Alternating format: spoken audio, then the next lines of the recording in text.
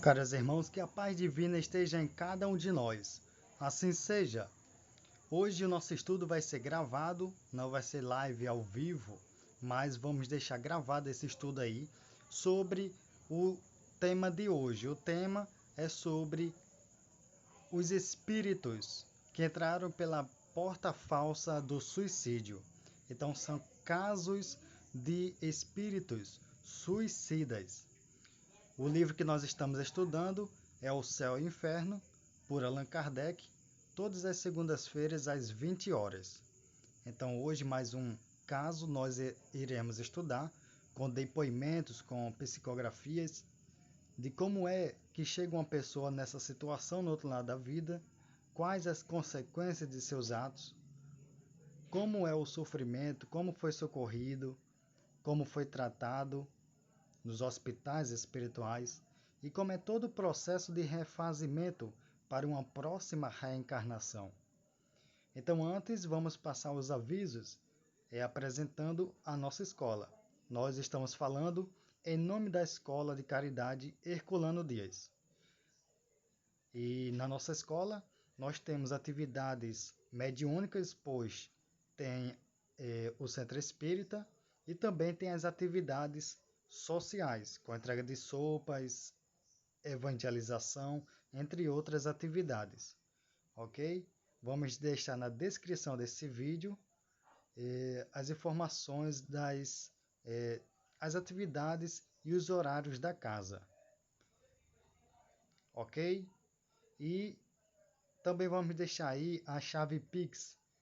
É um CNPJ, uma instituição registrada, onde você, de forma voluntária, pode estar contribuindo com a casa, ok? Porque é uma casa alugada, como toda residência, tem despesas, e você pode estar contribuindo através de uma doação via Pix ou qualquer item que compõe uma residência, como itens de limpeza, copinha descartável, itens para o nosso trabalho de sopa. A gente precisa muito, utiliza muito copo descartável de 300 ml para entregar as sopas, ok? São cerca de 70 ou 100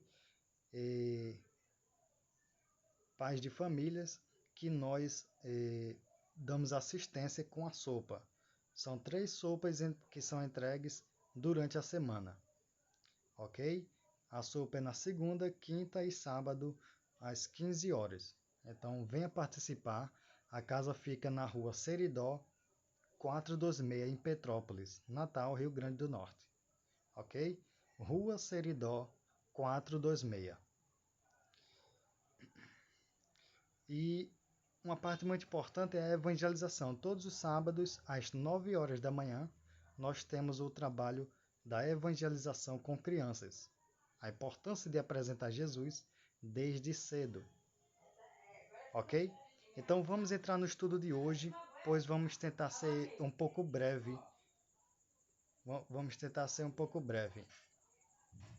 E aqui no capítulo 5, na segunda parte do livro O Céu e o Inferno, nós vamos acompanhar um caso de um suicida da cidade de Saint-Martin, lá na França.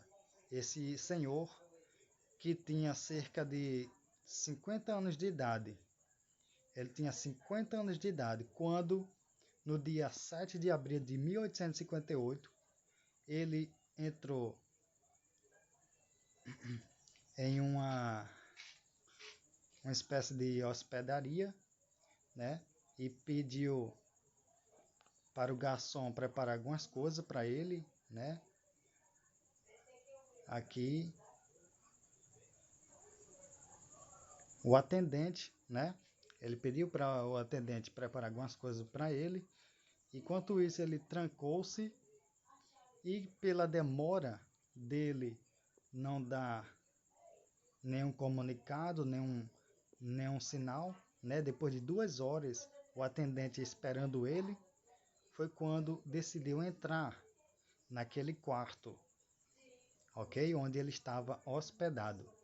E quando esse atendente entrou, se deparou com a situação daquele senhor de 50 anos de idade ter cometido suicídio, onde ele tinha pegado uma faca e cortado a sua própria garganta.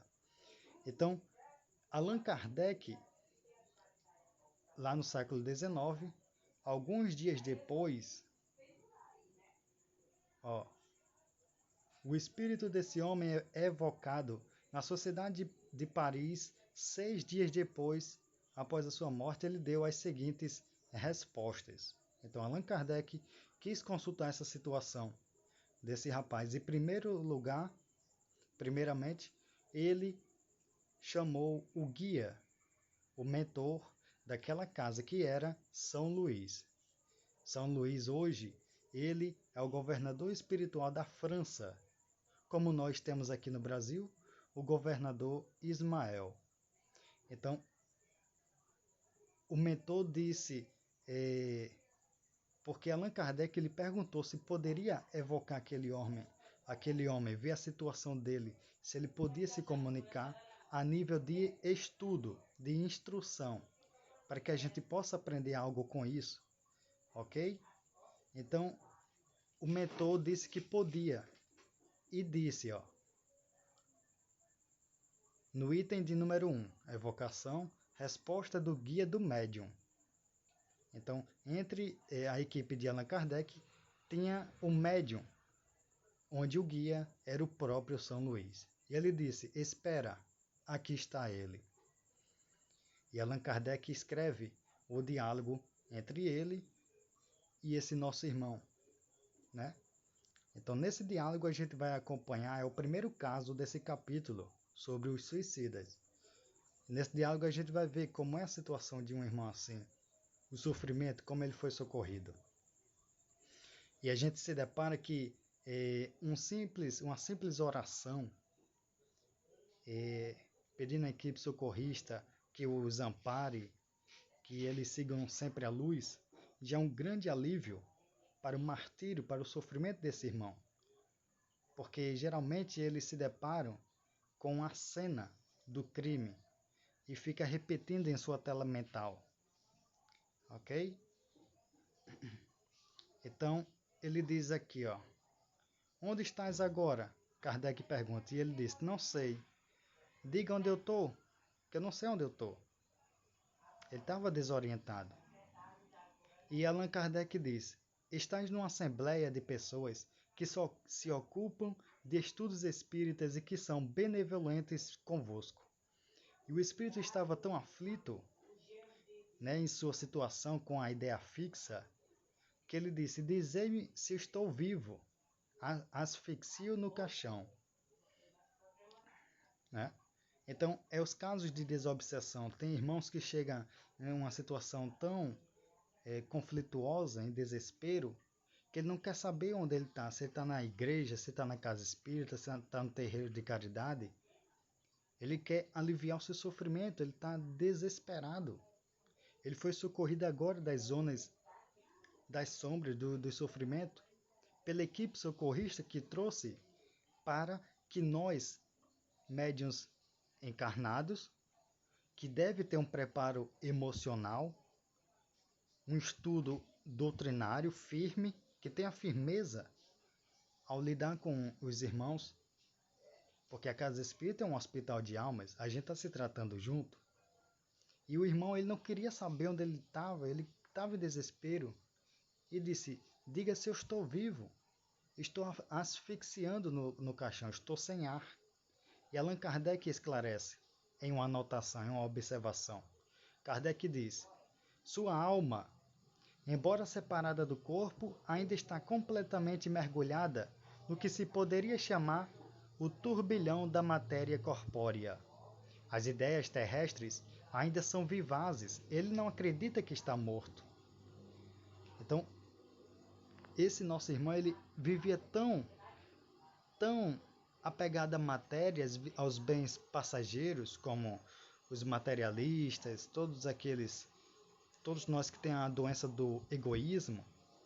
Egoísmo é uma doença horrível que prende o espírito à matéria, seja a coisas e seja a pessoas, onde a gente escraviza sem saber. e se torna escravo daquilo que a gente acredita. É por isso que Jesus diz: onde tiver o teu tesouro, aí está o teu coração. Tem gente que vive para o marido, para a esposa, para o dinheiro, para o carro, o emprego. E isso é o que dificulta, é o que pesa na hora do desencarne, na hora da morte do corpo físico. Desencarnou do corpo, mas não desencarnou do pensamento. E aí dificulta porque uma pessoa que não procurou se esclarecer sobre a imortalidade da alma, como esclarece o Espiritismo com propriedade, tem esses depoimentos no livro Sem Inferno, dificulta quando se depara com o corpo fluídico, o corpo energético, que é o perispírito. Ele é semelhante ao corpo físico. E a gente, sem esse conhecimento, esse entendimento, se desespera, porque se vê aqui e vê o caixão ali. É a situação desse nosso irmão. E Allan Kardec quis saber mais. Quem vos encorajou a vir até nós? Ele disse: eu me senti aliviado. Então, as equipes socorristas, ao cuidar dele, ao fato dele ser lembrado, mostrando que ele não está desamparado, tudo tem uma resposta, ele se sentiu um alívio. Vindo, ele foi atraído, puxado em pensamento. Quando a gente pensa em alguém, a outra pessoa sente, porque a ligação de espírito, ligação emocional de uma pessoa para outra. E Allan Kardec ainda quis saber qual foi o motivo dele cometer suicídio. Aí ele pergunta: eu morri? Não, habito meu corpo. Não sabeis quanto sofro, asfixio, que uma mão compassiva tente acabar comigo. Né? Então, mais uma vez aqui, ele tentou morrer fisicamente e agora viu que entrou em uma situação pior, em um sofrimento pior, que é da consciência. Ele queria morrer novamente. Kardec ainda diz: por que não deixastes nenhum traço que pudesse fazer reconhecer-vos? Estou abandonado, fugi do sofrimento para encontrar a tortura. Então ele não quis se reconhecer, não teve identidade. Isso que dificultou as pessoas que o levaram para o necrotério. Ele não foi identificado, né? Só sabiam que ele tinha 50 anos. Então, essa situação, ele achava que, através do corpo físico, ele ia fugir do sofrimento. Era uma fuga emocional. Mas quando se deparou no outro lado da vida, ele encontrou a tortura. E continuando o diálogo, Kardec ainda questiona: você tem agora os mesmos motivos para permanecer desconhecido? Sim, não coloqueis um ferro em brasa na ferida que sangra. Não cutuque a minha ferida. Ou seja, o espírito ele cometeu suicídio e não queria que ninguém tocasse na ferida dele, ele queria continuar fugindo de si mesmo. Ele achava que estava desamparado. Né? E continuando o diálogo, Kardec ainda pergunta o nome dele, idade, profissão, se ele queria falar algo mais sobre ele. Ele não, tudo não. Né? Então vejamos que no livro dos médiuns tem uma parte que fala sobre as perguntas que não se pode fazer às entidades. Mas aqui Allan Kardec questiona no livro Sem Inferno a nível de estudo. Aqui nada é em vão. É um estudo sério para a gente ver como é a situação, os fatos naturais, né? Quebrando tabu, paradigma, preconceito, mostrando a realidade de que como é que a gente chega no outro lado e como é que a gente reencarna para cá. Quais as consequências entre as encarnações. E Kardec chega num ponto muito importante e muito forte, porque todo aquele que pensa em suicídio, às vezes ele esquece que tem família, mulher, filhos, e ele pergunta: tinhas uma família, mulher, filhos? E ele diz: eu estava abandonado, nenhum ser me amava.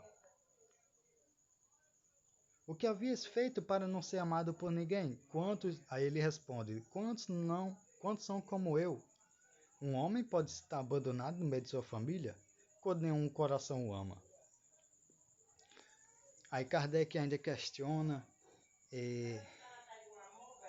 se na hora do suicídio ele sentiu alguma hesitação, algum medo, receio do que ia acontecer depois. Ele queria o repouso, ele queria fugir do problema, né? Então ele não hesitou antes de cometer o ato.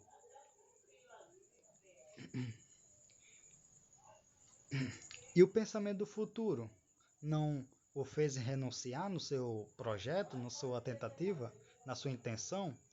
Ele disse: eu não acreditava mais nisso, estava sem esperança, o futuro é a esperança, né?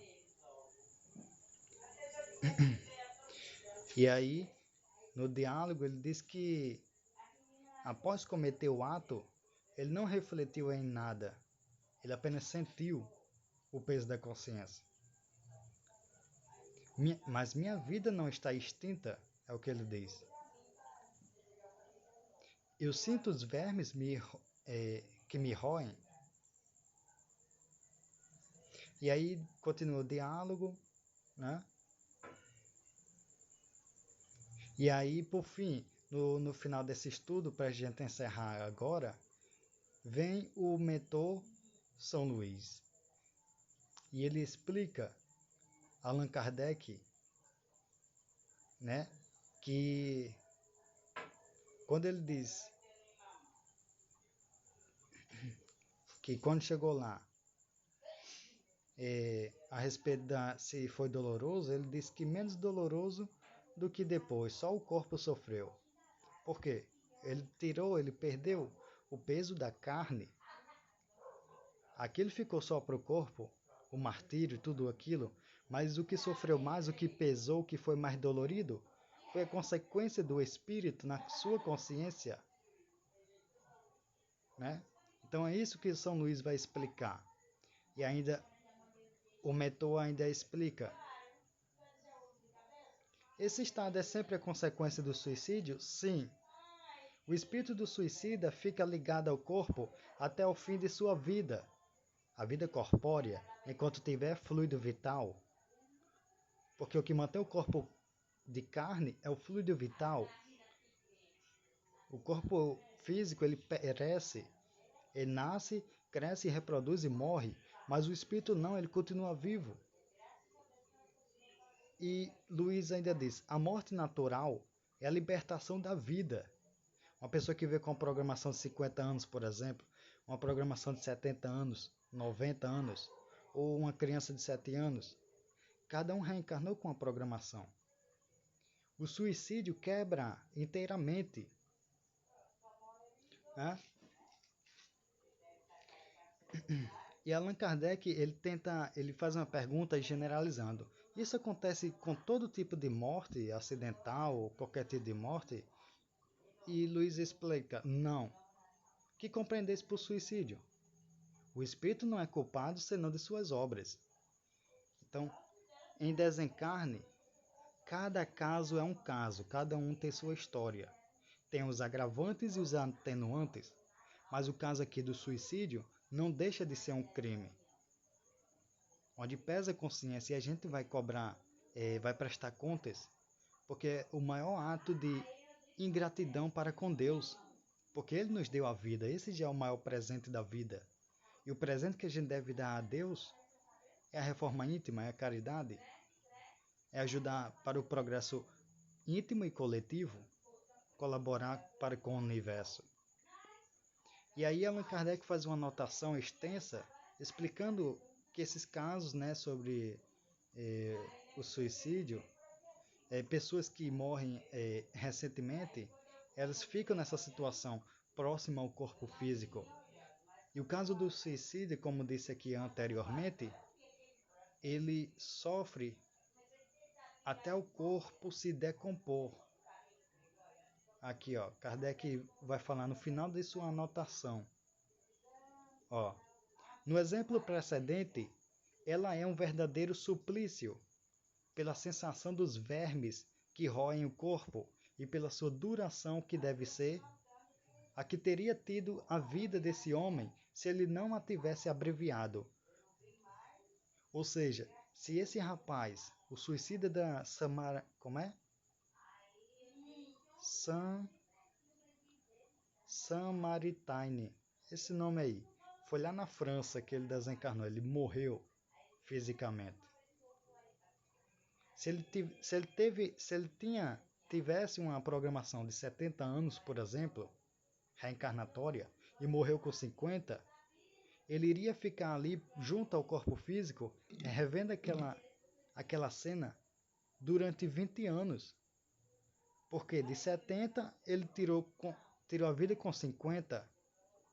Ele ia passar o resto da programação até os 70 anos, né? Revendo a cena do crime. Até quando ele arrependesse, todo esse processo aí. Ok? Um outro caso nesse sentido a gente vai ver no livro Legião, por Robson Pinheiro.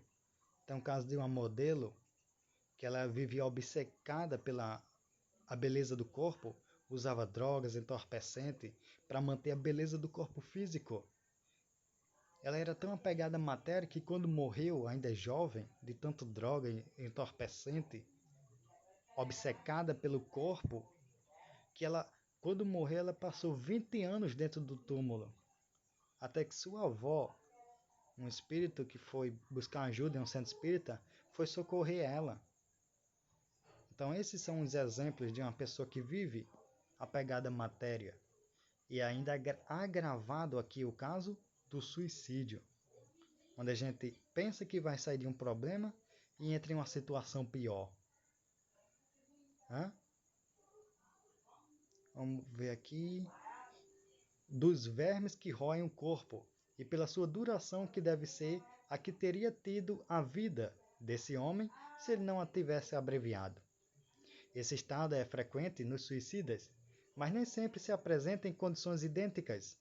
Varia sobretudo na duração e na intensidade, segundo as circunstâncias, agravantes ou atenuantes da falta, ou seja, o erro, o crime, né?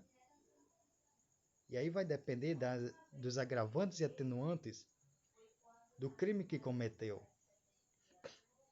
Ela é frequente entre aqueles que viveram mais da vida material do que da vida espiritual. Em princípio, não há falta sem punição, mas não há regra uniforme e absoluta nos meios de punição. Toda regra tem exceção, e essa exceção vai depender de como viveu a pessoa, que vai se refletir agora na vida de além-túmulo. Então aqui foi um caso onde foi muito agravada a situação desse nosso irmão. Aqui a gente estudou como é que ele chegou no outro lado da vida. Mas nos outros depoimentos, nos outros casos de espíritos, a gente vai ver como é que é socorrido um irmão nessas situações. Não interessa a forma que ele cometeu o ato do suicídio, como o caso aqui, morreu se cortou a garganta, outro pulou da ponte, outro deu um tiro no ouvido, no peito. Não interessa a forma, mas o fato aqui do suicídio, a gente vai ver como é que chega a situação desses irmãos, como é que são socorridos. Um livro mais completo sobre esse assunto, a gente vai encontrar no livro Memórias de um Suicida. E se tornou até uma radionovela no YouTube.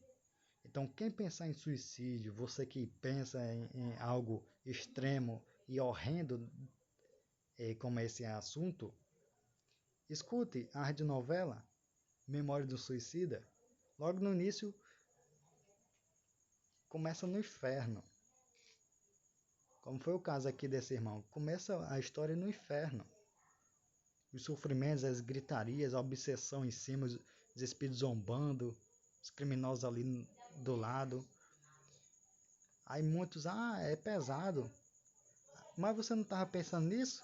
Não, eu não quero mais. Olha, você não sabia onde você ia entrar se entrasse no suicídio. Aí está as consequências. Então, no livro Memória do Suicida, mostra com mais detalhes e apresenta o nome de uma equipe socorrista que a gente pode rezar. Eu, particularmente, eu rezo. Aonde eu vou, onde eu saio, eu chamo a equipe os Lanceiros de Maria. Eles resgatam os suicidas, como também faz tantos outros trabalhos de socorro espiritual. A Legião dos Servos de Maria, ou os Servos de Maria. Eles são os lanceiros, espíritos montados em cavalos, e faz o trabalho do socorrista. Ok? É uma equipe diretamente ligada a Maria de Nazaré. Espíritos de luz amorosos. Ok? Então, no Memória do Suicida, mostra como chegaram a equipe de... né? Tem um lá chamado Jerônimo e tem outros lá, Camilo, né? E depois mostra que eles se tratando e no final mostra eles já trabalhando na equipe socorrista. Então a maior bênção de tudo isso é o refazimento do espírito. Agora já foram socorridos na casa espírita, na caridade. Já estão trabalhando na equipe socorrista, resgatando os outros como um dia eles foram socorridos. E se preparando para reencarnar. Um sem o braço, outro sem a perna. Outro com um problema na cabeça, aonde foi o alvo das consequências do seu passado. Né? Então, essas são informações que a gente coleta na codificação por Allan Kardec e no livro Memórias de um Suicida por Ivone Pereira. Ok? Então esse foi o estudo de hoje, que troquemos todo o mau pensamento, tudo que é negativo para coisas boas. Bota música positiva, faz evangelho lá, se empenha na caridade. Você que está dormindo ou não está dormindo, insônia, tire um dia e vai entregar sopa na rua, como temos na nossa escola. Procure um trabalho de entrega na rua e depois veja as consequências. O resultado. Várias vezes a gente foi entregar a sopa na rua e levamos pessoas que estavam com insônia. E quando deram a sopa, dormiram no mesmo dia. Dormiu feito anjo. Porque o trabalho na rua é o maior trabalho de desobsessão. É um centro espírita no meio da rua. Faz gente dar sopa, um cobertor. Doa a muita movimentação de energia. Doação de energia. Então, não guardemos essas energias. Energia parada gera doença. Então, se doa. E é isso. Agradecemos a todos e que Deus nosso Pai nos ampare. E que a equipe, os Lanceiros de Maria, nos auxiliem hoje e sempre. Assim seja.